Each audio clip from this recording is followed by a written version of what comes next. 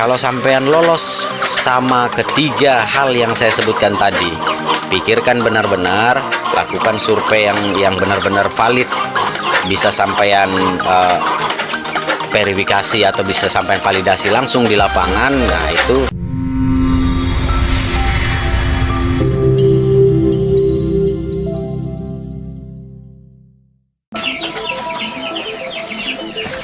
Assalamualaikum warahmatullahi wabarakatuh. Selamat pagi, salam sejahtera ya bos. Balik lagi di channel kita Bakal Peternak.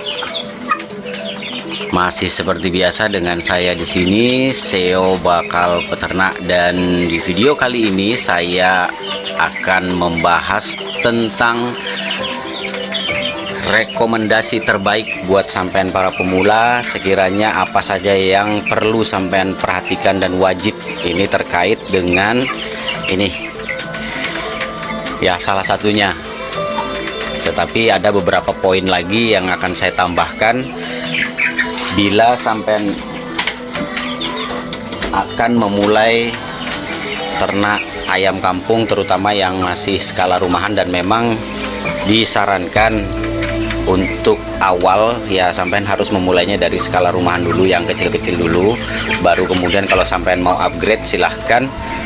Oke, baiklah bosku, kebetulan di pagi cerah ini saya ingin berbagi tentang apa saja yang perlu dilakukan dan wajib diperhatikan para peternak, khususnya buat pemula, supaya yaitu tadi jangan sampai salah jalan. Oke, baiklah bosku, terkait dengan apa yang disampaikan oleh salah satu sahabat Bakal Peternak, ini adalah rekomendasi DOC terbaik. Kira-kira untuk pemula itu bagusnya DOC yang seperti apa, dari genetik mana, kemudian mana kira-kira yang lebih mudah untuk diternak.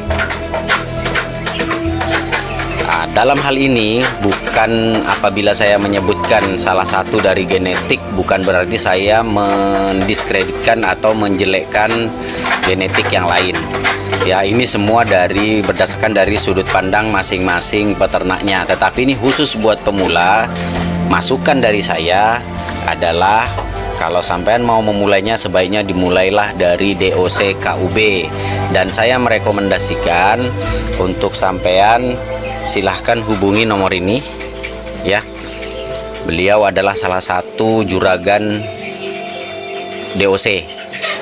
Tapi kalau sampai daerah Jawa, kalau di luar Jawa, sebaiknya sampean menghubungi atau mendekati beberapa peternak-peternak lokal untuk bisa mendapatkan bibit DOC. Biasanya mau aja tuh kalau beli dalam skala yang kecil. Nah, kalau sampai di daerah Jawa, saya pastikan kalau sampean menghubungi beliau, sampean akan dibantu bukan hanya dalam hal pengadaan bibitnya saja, tetapi juga dibantu dalam langkah-langkahnya, step by step, karena beliau ini adalah orang-orang yang punya urat berbagi luar biasa ya, salah satu senior peternakan, dan beliau berasal dari Gunung Kidul. Jadi kalau sampean mau ternak serius, mau belajar, ya silahkan hubungi beliau.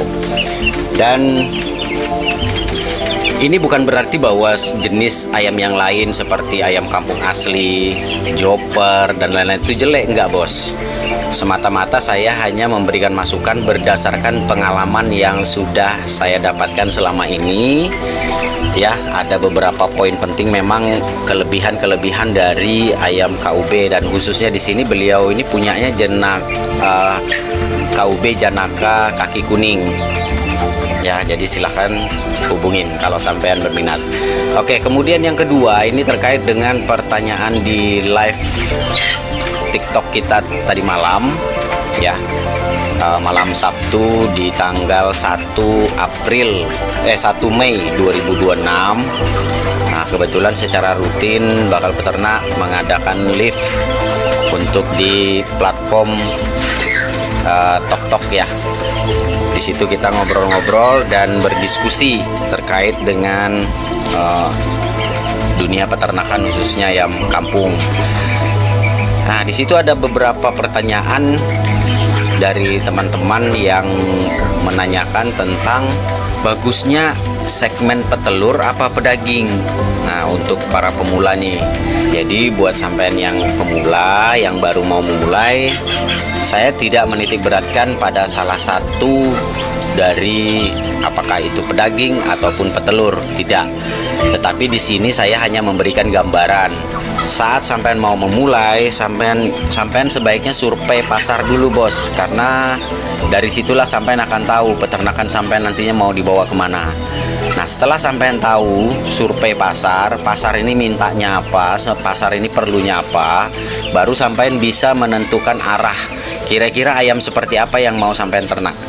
Kalau kira-kira pangsa pasarnya butuhnya adalah pedaging, butuhnya daging, maka sebaiknya sampean ternak seperti joper. KUB juga bisa masuk karena KUB untuk jantannya bisa dijadikan daging ya.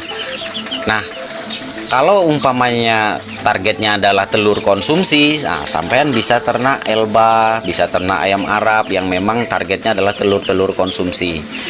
Nah, seperti daerah saya di Kalimantan Timur, target terbesarnya itu walaupun ada pangsa pasar telur, tetapi kecil, Bos. Karena saya sudah survei di beberapa bakul telur ya. Rata-rata yang banyak di sini adalah telur ayam merah, kemudian telur bebek. Nah, sementara untuk porsi dari telur ayam kampung sendiri itu boleh dikata hampir nggak ada. Jadi dari beberapa titik survei yang saya lakukan, telur ayam kampung ini kecil sekali persentasenya. Makanya saya tidak pernah melirik untuk ayam kampung petelur, karena ya itu tadi. Tetapi kenapa saya pernah memelihara KUB? Karena memang targetnya adalah saya membudidaya KUB, tujuannya untuk pedaging. Nah, ini yang perlu sampean perhatikan. Jangan nanti sampean targetnya pedaging, yang sampean ternak itu Elba. Jadi keliru, Bos. Salah sasaran sampean. Jadi pentingnya sampean dalam menentukan arah ini sebaiknya survei pasarnya dulu. Baiklah, Bosku. Jadi untuk poin yang terakhir dan ini yang paling penting adalah mulailah dari apa yang sampean punya dulu. Jangan memaksakan keadaan. Kalau sampean bisanya mulainya dari sepasang, ya sepasang aja dulu. Kalau bisanya mulai dari satu indukan, ya satu indukan aja dulu. Jangan memaksakan kondisi yang sebenarnya sampean itu nggak bisa untuk menjangkaunya. Kenapa?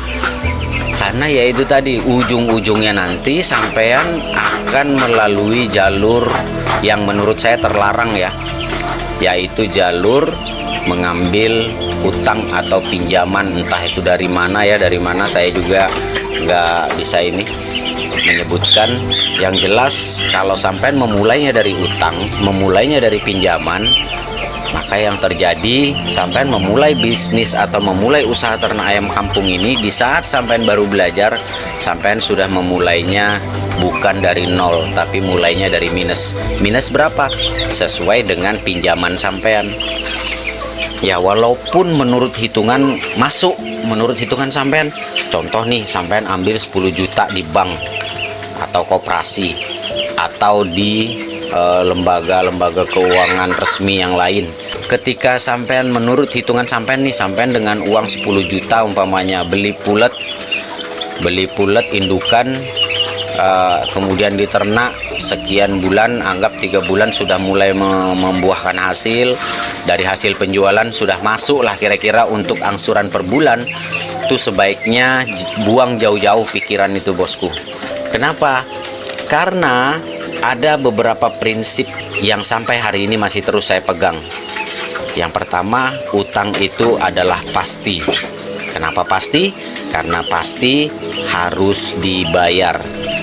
Nggak ada yang namanya kita sudah ngutang terus kita lupa, pura-pura lupa terus nggak dibayar.